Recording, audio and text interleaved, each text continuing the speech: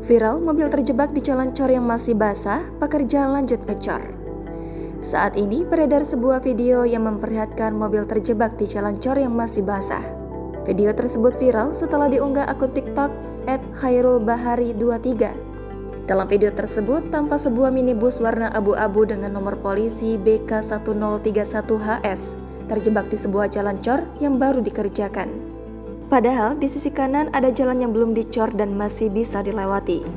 Roda mobil tersebut terlihat terjebak di material cor dan tersangkut sehingga tidak bergerak sama sekali. Sang sopir yang masih berada di dalam mobil pun terlihat masih berusaha menginjak gas supaya mobil tersebut bisa keluar dari jalan itu. Bukannya keluar, mobil tersebut malah makin tersangkut hingga mengeluarkan asap.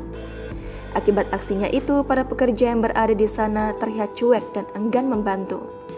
Bahkan para pekerja terlihat kembali mengecor jalan yang ada di depan mobil itu. Tak disebutkan di mana peristiwa itu terjadi, namun jika dilihat dari akun pengunggah, ia berasal dari wilayah Rokan Hulu, Riau. Sontak saja video tersebut dibanjiri beragam komentar dari warganet.